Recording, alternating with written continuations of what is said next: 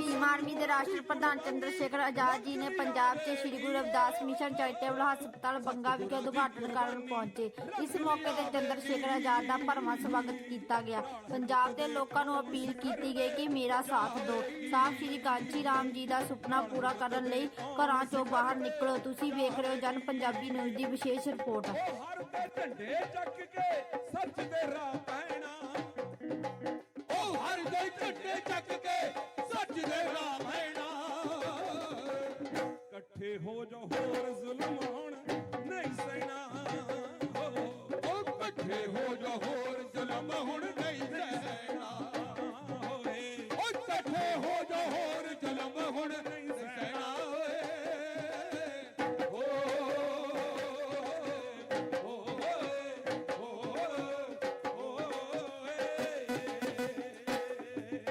धन्यवाद। आज के इस कार्यक्रम का संचालन कर रही हमारी बहन, जिन्होंने इस पूरे कार्यक्रम की रूपरेखा आपको बताई, ये भी बताया कि किस तरह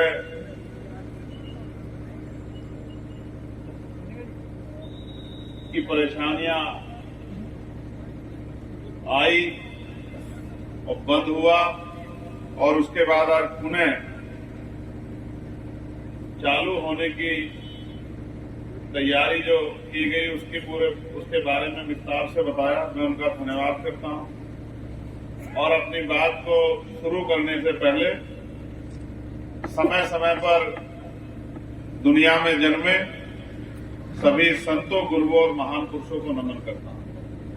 उनमें भी राष्ट्रपिता ज्योतिबा फूले, छत्रपति साहू जी महाराज, डॉक्टर बाबा साहब अम्बेडकर और मान्यवर साहब श्री काशीराम जी के चरणों में अपने श्रद्धा सुमन अर्पित करता हूं।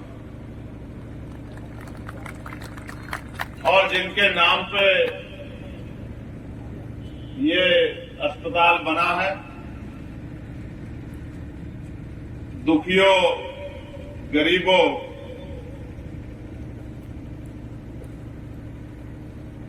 को खुशहाली का रास्ता दिखाने वाले, मानवता, प्रेम, भाईचारे और इंसानियत के मजहब को मजबूत करने वाले जगत गुरु सदगुरु रविदास महाराज जी के चरणों में भी मैं श्रद्धा सुमन अर्पित करता हूं, उनको नमन करता हूं।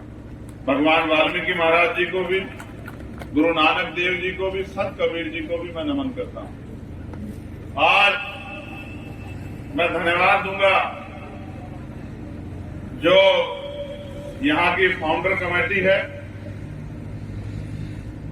डॉक्टर नामदेव बंगा जी,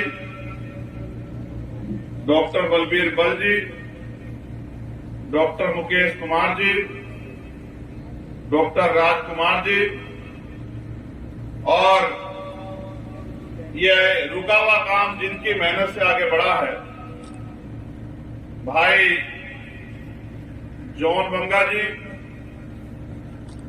राज बंगा जी, परमजीत भुट्टा जी, दीपक पराशर जी, ललित महाजन जी, करनैल सिंह बदन जी, राजकुमार सूद जी, काशी टीवी वाले अपने बलबीर कलेर जी, हंसराज बंगा जी और पूरी उजागर फैमिली का मैं दिल से धन्यवाद करता हूं कि उन्होंने इस काम को आगे बढ़ाने में अपना जी जान लगाया। वो सोच मानवता की भलाई की जो 600 साल पहले सदगुरु रविदास जी महाराज बेगमपुरा के रूप में हमें देके गए हैं, उसी मानवता के भले के काम को आगे बढ़ाने के लिए मैं इस परिवार का धन्यवाद देता हूं और महापुरुषों से प्रार्थना करता हूं कि महापुरुषों का आशीर्वाद इनके और इनके पूरे परिवार पे बना रहे, इनके साथियों पे बना रहे, ये हमेशा तरक्की करे और आगे बढ़े। और ऐसे ही आने वाले समय में इनसे सीख लेके हमारे और भाई भी इस काम में जुटे और लोगों की आवाज बनने का काम करें, लोगों की मदद करने का काम करें। मेरे साथ चल के आए भाई हितेश माही जी, पाल बाजी जी, कुलविंदर माही जी, हीरा जक्कू जी, भगवंत जी, बिट्टू रविदासिया जी, सन्नी दसल जी, कमल जी झंडू सिंघा जी, आसू पाजी, कमल बराड़ा जी, तिलक राज जी, गर्चा जी, सतपाल गर्चा जी, बेगोवाल के सभी साथी, भाई बलबीर बंगड़ जी और भी जितने साथी यहां पहुंचे हैं और इस क्षेत्र के सभी जिम्मेदार साथियों का भी मैं बहुत बहुत धन्यवाद करता हूं। जितने संत महात्मा गुरु यहां पहुंचे उनका भी धन्यवाद करता हूं। हालांकि मैं किसी कार्यक्रम के इनॉग्रेशन में जाता नहीं, उसका कारण है समय कम है और अगर एक जगह आप जाते हैं तो फिर दूसरे साथी कहते हैं वहां गए थे, हमारे यहां क्यों नहीं आए। लेकिन यहां मामला कुछ और है। ये हमारी पहचान इनसे, हमारा सम्मान इनसे, हमारा मान और हमारे हक अधिकार इनसे। और जब इनके नाम पर और रुका हुआ काम कोई आगे बढ़ेगा तो मैं और मेरे जैसे हर एक सिपाही को जाके वहां खड़े होके उसके लिए योगदान देना चाहिए, उनके हाथों को मजबूत करना चाहिए। बात अस्पताल की नहीं है, बात है सोच की। पैसा होना, ताकत होना एक बात है और उस पैसे का किसी की भलाई के लिए प्रयोग करना दूसरी बात। आदमी बहुत पढ़ा लिखा हो सकता है, आदमी बहुत पैसे वाला हो सकता है, लेकिन अगर सामाजिक नहीं है तो समाज के किसी काम का नहीं। इस परिवार ने और इनके साथियों ने ये साबित किया कि हम सतगुरु रविदास जी महाराज के किसी भी काम को अधूरा नहीं छोड़ेंगे। जो काम हम लोग ठान लेंगे उसको हम लोग पूरा करके दिखाएंगे। इसके लिए उन्हें इन सबका धन्यवाद। और यहाँ पंजाब में जब आप इस तरह के काम करते हैं तो हमारा दिल भी, चाहे हम दिल्ली में हो, उत्तर प्रदेश में हो, देश के किसी कोने में हो, हमारा भी मान बढ़ता है, हमारी भी हिम्मत बढ़ती है और हम भी सीख लेके इस काम को और कहीं और आगे बढ़ाने के लिए मन से मेहनत करने का प्रयास करते हैं। हालांकि ये धरती बड़ी पवित्र धरती है। इस धरती पे मुझे ही नहीं, पंजाब को ही नहीं, पूरे देश को मान है। ये शहीद आजम सरदार भगत सिंह जी की धरती है, जिन्होंने अपना और उनके साथियों ने पूरा जीवन देश की आजादी के लिए बलिदान कर दिया।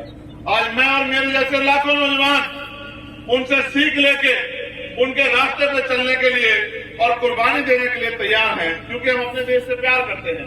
और देश के साथ साथ जो हाशिए पे तबका है, जिन पे जुल्म हो रहा है, जिनके साथ अन्याय हो रहा है, जिनको आज भी रोटी कपड़ा मकान की व्यवस्था सरकारें नहीं करा पा रही है, उनकी आवाज बनने का काम कर रहे हैं।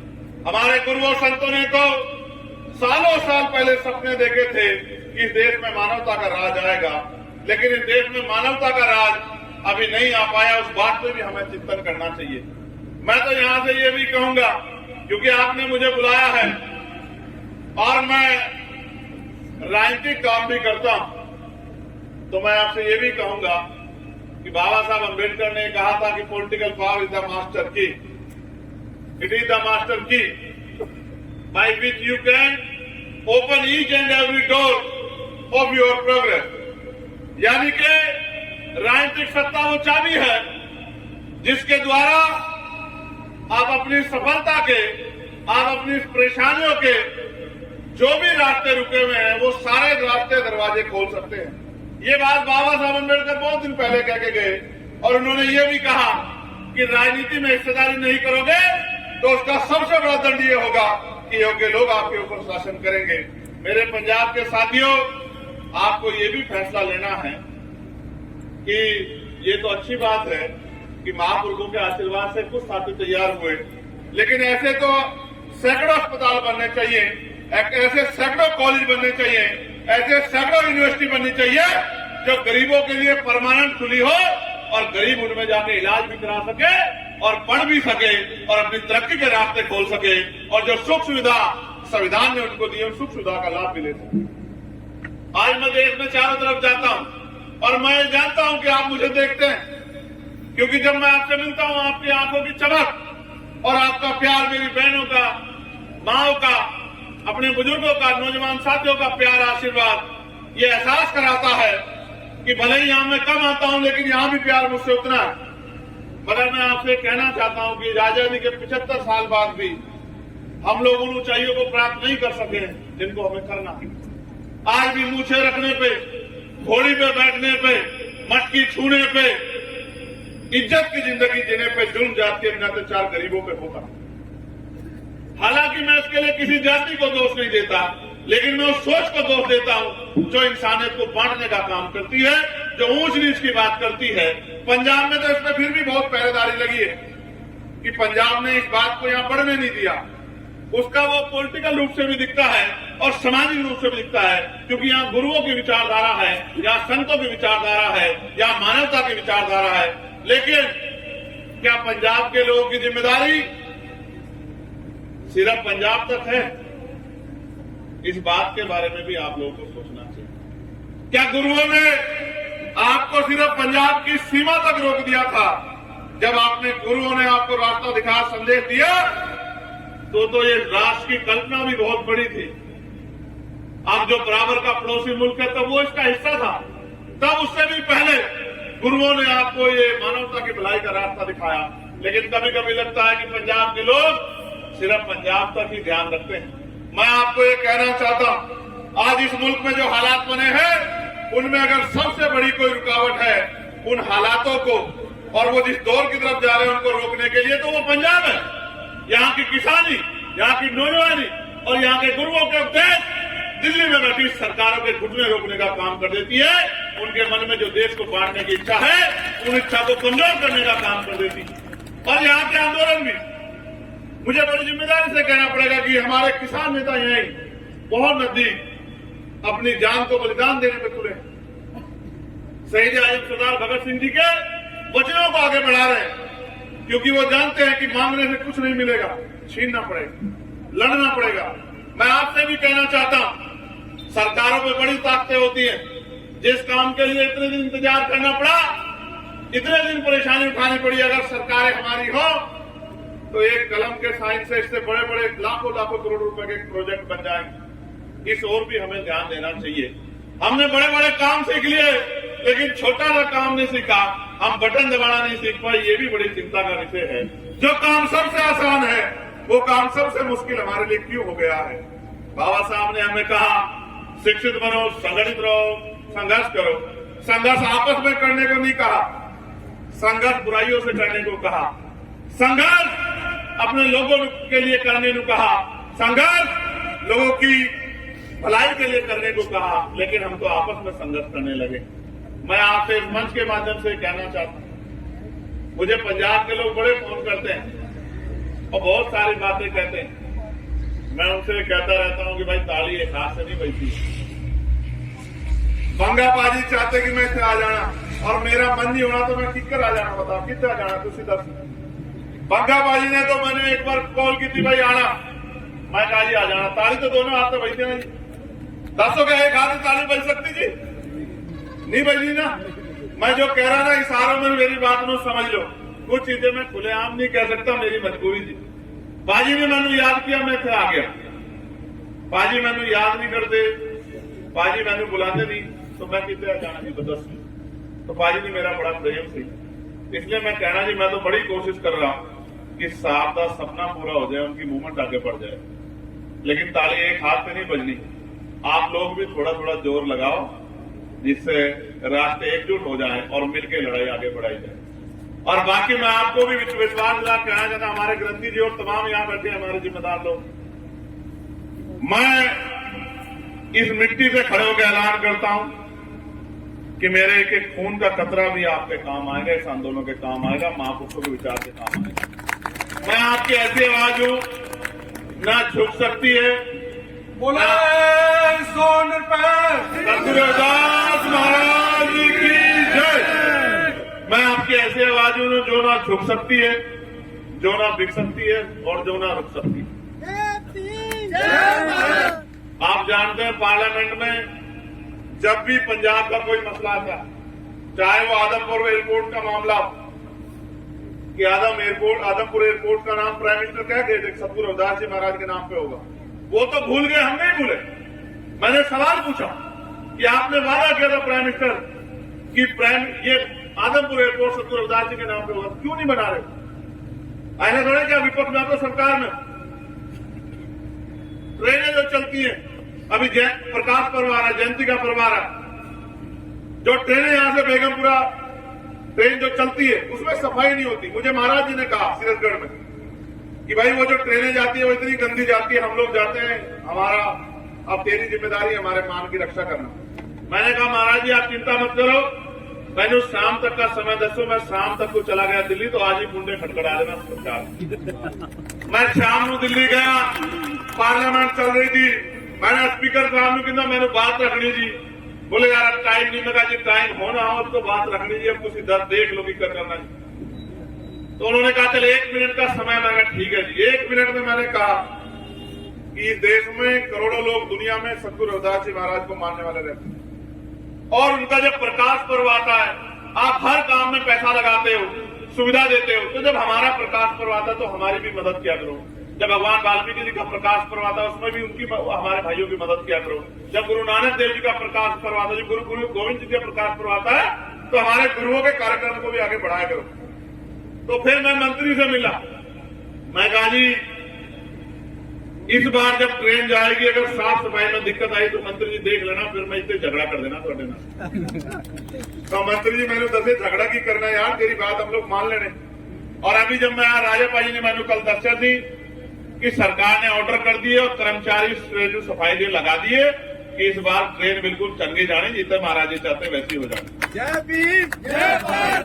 अभी मैं एक दिन फिर आया तो मेरे पास फिर संदेश गया कि भाई महाराज जी के प्रकाश पर्व पे छुट्टी नहीं होती, राष्ट्रीय अवकाश होना चाहिए। मैंने वो मांग भी तत्काल सरकार के सामने रखी, और मेरा विश्वास है कि आप लोगों की शक्ति के सामने सरकार को घुटने टेकने पड़ेंगे, और सतगुरु रविदास जी महाराज का प्रकाश पर्व राष्ट्रीय अवकाश होगा, पूरे देश में छुट्टी होगी, और हमारे बच्चों को जानने का, समझने का, गुरु घर में जाने का मौका मिलेगा।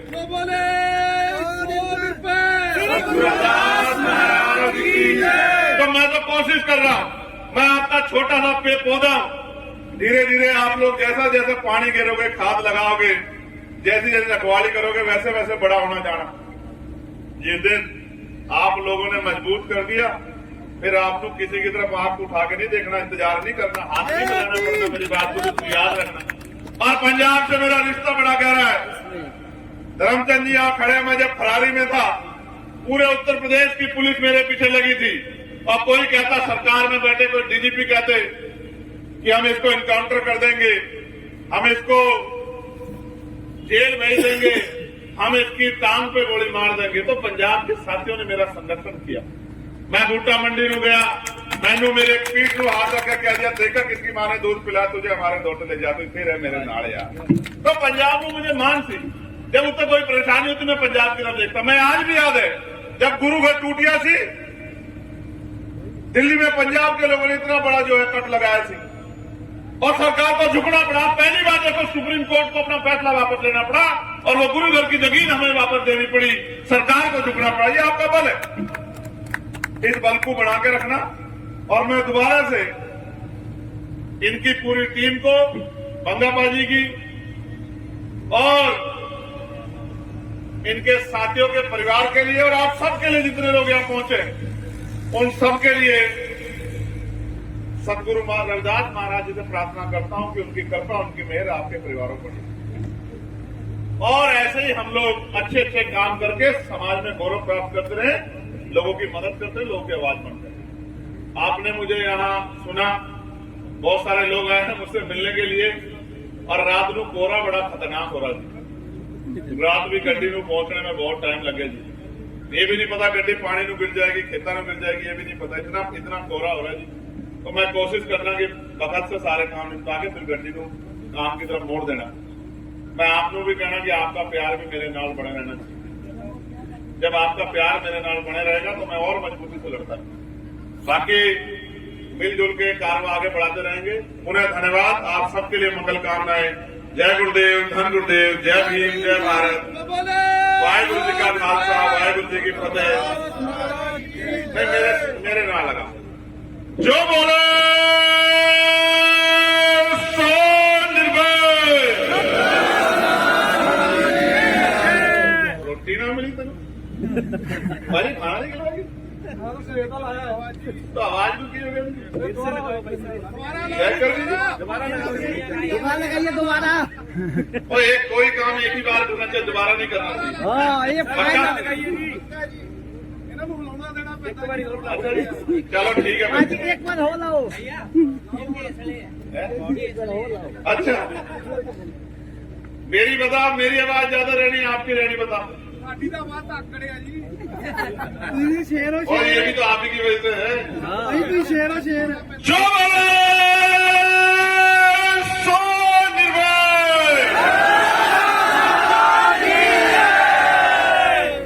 आप इकट्ठे रहोगे तो आवाज मजबूत रहे। कल महाराज जी ने एक बात मैंने दसी थी तेरे नु, बोले राज होगा तो काज भी होंगे। मैं तो अपने दिल में बिठा ली कि राज लाना बेगमपुरा जैसे।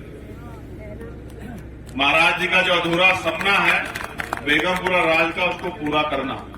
और जब तक जीवन है तब तक लगे रहना, पीछे नहीं पलट कर देखना। जीवन एक बार मिला है, आपके जाने के बाद लोग आपको क्यों याद रखे, इसके लिए कर्म करके जाने से। ऐसे कर्म जिसके बाद लोग कहें कि हमारे यहाँ भी सूर्य में जन्मे थे। जय गुरुदेव, धन गुरुदेव, जय भीम, जय भारत। आप सबके लिए मंगल कामना।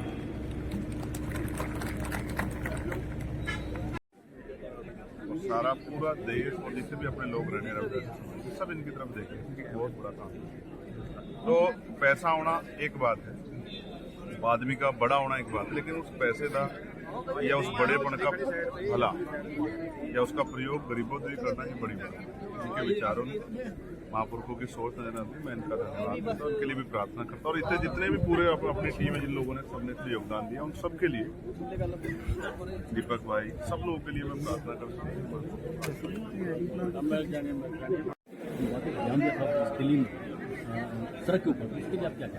आप बीजेपी को बीजेपी मत मानो ना, उनका इतिहास देखिए। आरएसएस ने कब महिलाओं को सम्मान दिया? उन्होंने कभी किसी महिला को अपना अध्यक्ष नहीं बनाया। और उनकी जो आइडियोलॉजी है, मनुस्मृति से आइडियोलॉजी, मनुवाद की जो आइडियोलॉजी है, वो कभी महिलाओं को सम्मान नहीं देती, ना वो गरीबों ने सम्मान देनी। वो तो जात पात ऊंची बात करके जो है ना, लोगों को डराना, धमकाना, सताने काम करती, तो उनसे ज्यादा क्या उम्मीद करनी थी। और जिस बंदे ने कितने जो सरकार वो सोचना चाहती थी, वो उन्हीं का बंदा था। पहले उसने एक मुसलमान भाईचारे थे, एमपी ने बहुत जो है गंदी गल की थी, और तब भी हम उसके खिलाफ जो है बड़ा स्टेटमेंट दिए। मगर क्या होना, बीजेपी ने तो ऐसे आदमी को फिर चार्ज दे दिया राजस्थान में, और अब जो प्रत्याशी बना दिया। तो आप जो बीजेपी ये सब चीजें कराती है कि बस लोगों का ध्यान मुख्य मुद्दे से हट जाए। लेकिन मैं तो कहना बीजेपी उस पर टिकट कैंसिल करना, मतलब मेरी कहाँ बीजेपी वाले मानते। मेरा बस चलता, मैं उसमें पर्चा दाखिल करवा दें। सही रहा जब सुधार। तो पाकिस्तान की बात करें तो पाकिस्तान वाले का जन्म हुआ, अभी तो आतंकवादी कह रहे हैं। कौन कह रहे हैं? पाकिस्तान वाले कह रहे हैं कि ये शहीद नहीं है, ये आतंकवादी। देखो जी, पाकिस्तान वाले अपने हिसाब से होते हैं, हम अपने हिसाब से। हमारे लिए तो वो हमारा गौरव है, हम उन पर गर्व करते हैं, हम उनसे प्रेरणा लेते हैं। और मैं समझता हूँ कि उनके नाम के सामने, अकेले उन्हीं के नाम के सामने शहीद आजम लगा है, तो ये ऐसे नहीं लगा। और उनकी सोच देखिए कितनी बड़ी थी। वो ये भी समझते थे कि अगर डेमोक्रेसी आएगी, और डेमोक्रेसी में आम जनता तक वोट का अधिकार नहीं पहुंचा, डेमोक्रेसी नहीं बन पाएगी। तो मैं, अब आप मुझसे पाकिस्तान की गल करो, मैं ठीक कहना पाकिस्तान के हाल अपने आप पाकिस्तान वालों को देखना, अब तो अपने देश की गल करनी।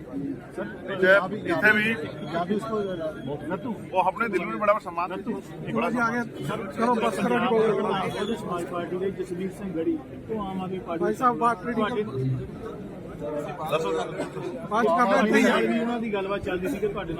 मेरी तो सब, मैं तो आप नाल भी, अगर आप मिशन का काम करते आप नाल भी बात करो। ਜਨ ਪੰਜਾਬੀ ਨਿਊਜ਼ ਤੇ ਨਵੀਆਂ ਤੇ ਤਾਜ਼ੀਆਂ ਖਬਰਾਂ ਦੇਖਣ ਲਈ ਸਾਡੇ YouTube ਚੈਨਲ ਨੂੰ ਸਬਸਕ੍ਰਾਈਬਰ ਕਰੋ ਤੇ ਘੰਟੀ ਦਾ ਬਟਨ ਆਲ ਤੇ ਕਰੋ। ਸ਼ੇਅਰ ਜ਼ਰੂਰ